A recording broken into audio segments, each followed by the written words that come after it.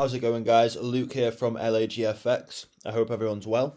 We are back again with another Sunday sessions video. In today's video, you'll see me go over two of the pairs that I'm optimistic about this coming week, and then I'll pass you over to James so he can run by his analysis and show you the things that he's looking at. So the two pairs that I'll be looking at today are the Euro JPY and the XAU USD. I'm liking the looks of these pairs for this coming week, and I think they'll be able to offer us with some good swings and some profitable trades. So, without further ado, let's jump into our analysis. So the first pair we're going to be looking at is the Euro to the Japanese Yen. Now, looking at this pair on the 1 week time frame, we can see how this market seems to be bearish. Now, this is showing us data from about May 2017 up to present date. Now, we can see here how the market set a high, an all-time high here within this price data, and then it's gone and set its lowest price here. Now, since this data has come in, it's gone and set a new high. Now, this new high that it has set is actually lower than this one, which tells us retail traders, us technical traders, that, you know, this market could be bearish. Now, why is that? Well, price has actually failed to break the previous high, and in doing so, it has set a lower one, which then tells us that price could be setting lower lows and lower highs. Now, before moving deeper into this analysis, I just want to look at this overall structure a little bit more so we can see how this has been a large impulse down, setting that high in the market and the low in the market. And then this could be the retest, so a bullish retest. And with it setting a lower high, we could now see the start of this next impulse going down, which would essentially break this low here to complete this bearish structure. And in doing so, would produce us with some lovely bearish movements. So this is the first reason to give me the bias to sell into this market. Now moving into the 1 day time frame, we can see the current structure more clearly. So we can see this lovely bullish retracement after that initial bearish impulse. And now we can start to see clear bearish structure here. So I've highlighted in green the bullish structure, the bullish retracement essentially, giving us clear higher highs and higher lows.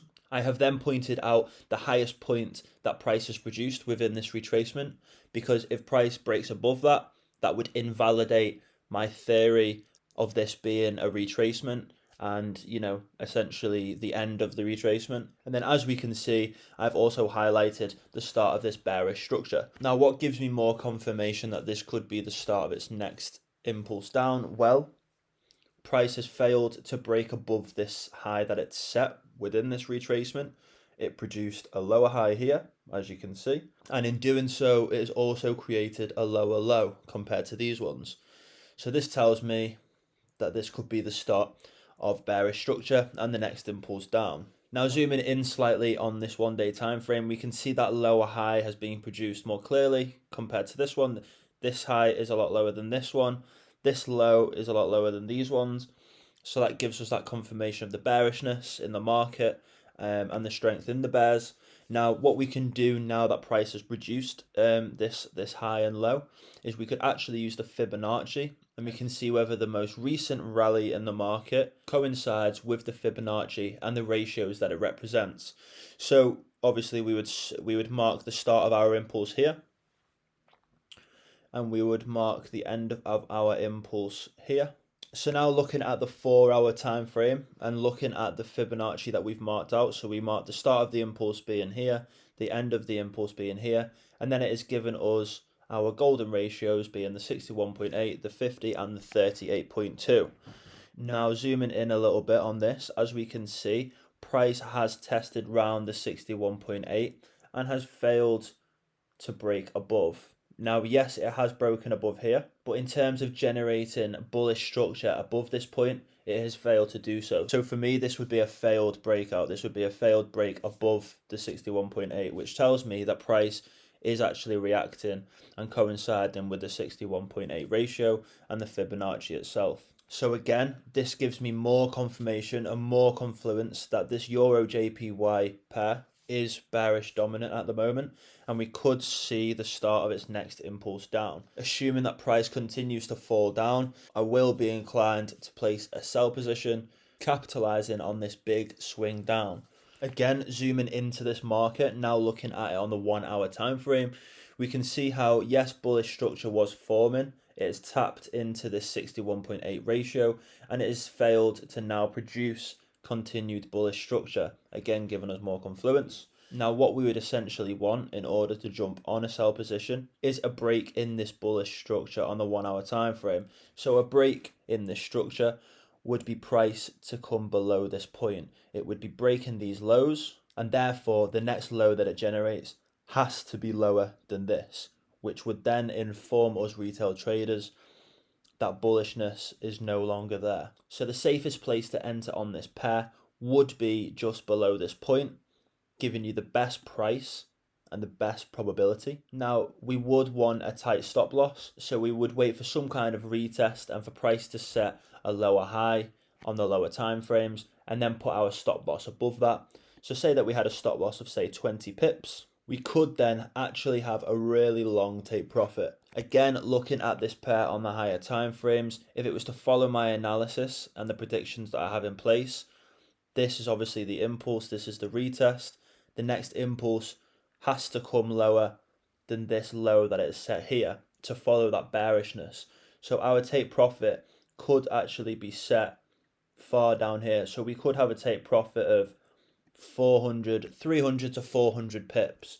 Now, this trade isn't going to come through overnight. This whole move here was actually over the course of around 40 days. So, this large swing could actually take onwards of a month, as I am an intraday trader and I'm used to holding my positions for no longer than maybe a day, 2 days. This is new to me, having a set take profit that could be onwards of 400 to 500 pips. But once I have entered in on this pair, I will be holding for as long as possible and trailing my stop loss to make this trade as safe as possible. Now again, getting an entry around this point, the break of the low here would be a perfect entry. It would be a lovely entry. Some would consider it a sniper entry, especially if it is the start of its next impulse down on the higher time frames. This is a very large swing, and there'll be plenty of opportunities to capitalize on this pair throughout this month. But getting in early means that you can get a brilliant entry and ride that trade out as long as possible. So that is the analysis to the Euro JPY markets. As a summary, I am biased to a sell. We have got plenty of confluence down to breaks in structure, the overall structure of the market. We've used the Fibonacci as added confluence. It's reacted well to the 61.8. Now all we need is a break in this bullish structure that has been generated due to its retest. Once we have that, that will confirm its next impulse down on the higher time frames, and we can jump in on that sell position. So now moving over to the XAU USD pair. We did actually capitalize on a beautiful sell position on Thursday. We made a total of 250 pips and plus 8.3%. So I will be making a little video on that as a top trades of the week video, which should be out this coming Monday. Now, just a little backstory on that trade. It was literally just a tap into supply, and we took great advantage of the clear rejection from that, riding it down to the most recent level of demand. Now, what are my predictions for the coming week? Well, I believe we will see price rally up to this level of resistance before taking its next move down. Now, once price approaches this area, I think price may consolidate for a little while, but I think we will see a break below this point, and our next target will be this larger level of demand. Now, if you watched my Sunday sessions video last weekend, you'll know that my overall bias for this pair is to short. I am a seller in the market, and I do believe that the price of gold is going to continue to fall lower and lower week in and week out. Now, we all know that what goes up must come down, and what goes down must come up. So after having this large move down, we are going to see price come up slightly. It's not going to tap into this again, as it's already done that. So I believe it will tap into this price here before taking its next move down and hopefully breaking this level of demand and breaking lower into this larger level of demand. Now, where will I be looking to capitalize? on this market? Well, as I've said, I am biased to a sell, and I like to trade with the trend and not against it. That's one of my number one rules. So I will be waiting for price to tap into this area and then look to take advantage of a short position, assuming I have the right confirmation and confluence that I need to place this position. Now, I love to trade gold, just as I read it in a completely different way. It's something that I have traded for many, many years, and I've studied this pair since the beginning. So for me, the simplicity that it brings when I do my analysis and the way that I envision the future data that comes in, it all just seems to flow very well for me. So as for my analysis for this pair, it is just that. It is based off price action and market structure. There is nothing more or nothing less to it. You could use the MACD to get that overall moving average and volume in the market. And again, you could use the Fibonacci and try and look for those ratios to get that added confirmation and confluence. But for me, the volatility that this market brings and how reliant it is just based off market structure, that's enough for me to be placing trades. Now, I've had great success with gold, and it's something that I can always fall back on when the analysis in my Forex pairs are slacking or things aren't appreciating the technical analysis that I'm doing. So again, as it stands, my overall bias and my overall analysis for this trade is to be selling into the XAU USD market. And it is quite simply just looking for those opportunities to get in where you can have a nice tight stop and you can take full advantage of those large swings down. So I am just looking to short into this market, and I'll be waiting for price to drive up, rally up to this point, test this price, and then hopefully we'll see price generate lovely bearish structure coming down, a break from this level, and hopefully into this level of demand. Now, I know in comparison to my Euro JPY analysis, this analysis is very brief, but I don't feel it's necessary to overanalyze this pair. Again, it is quite simplistic with its swings and the structure that it forms, so the analysis that I have done there is enough for me, and I hope you can make some good sense of it. Now, what I'm going to do is pass you over to James. He is going to run over the pairs that he's been looking at and the thoughts that he has for the coming week. Remember, if you have enjoyed this video so far, leave it a like. And if you have any questions about the analysis that I'm providing or the analysis that James is providing, please do not hesitate to drop a comment below and we will reply to you as soon as possible. So thank you, Luke. I'm now going to run you through some of my analysis as well. I hope you've enjoyed what Luke's shown you, and on top of that can actually take away some of the knowledge he's provided for you and try and apply that to your own analysis moving forward. You will see that both me and Luke have a slightly different approach to the markets, which is great because we give you two completely different outlooks. So you can take some points from both of our analysis and come to your own conclusion on what you think price is going to do. Regardless, I will jump in now. First things first, I'm starting on the Australian dollar to the US dollar currency pair. So looking into this market, since the 2nd of December, so the start of December, we have been uptrending. We have been producing bullish price action, bullish structure on this 4-hour, 8-hour, 12-hour sort of time period.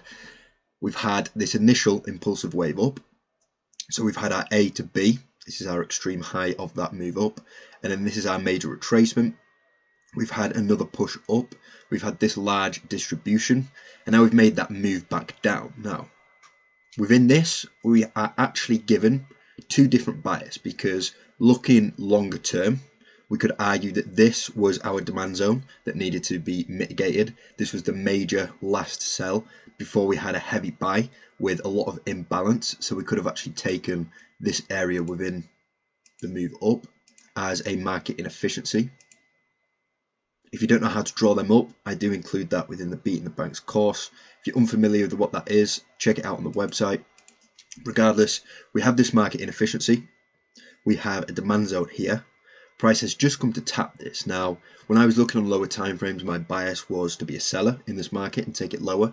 But looking at it as we've zoomed out, as we've gone to the higher time frames, I've actually noticed that we have potentially just tapped this zone, just tapped this demand zone, mitigated it, and now there isn't much reason for us to continue lower, because we probably want to hold this low, hold this bullish structure that is moving forward. So we could expect that this reversal here is going to put in the next wave higher. We've just had a recent breaks of structure down here, which I will go into. But basically what this means is that we have an arbitrary situation. So quite simply, because of this break of structure, shorter term we can look now to be a buyer and trade price up with the expectation that it's either A, going to break this high and put in that next impulsive wave upwards within this bullish leg, or we could reach this zone, distribute, and then continue lower and continue this bearish structure. Now, as a result of that, if I place any buy positions, I will either partial at the start of this supply zone or close out the position fully, just to ensure that whatever price does, whether it be A or B, we secure some profits or secure all profits, and we just ensure that we aren't on the wrong side of the market moving forward. So now that we've zoomed in, I'm looking exactly where price has come down and mitigated that demand zone. We see that this is a pretty nice accumulation, with this being the spring.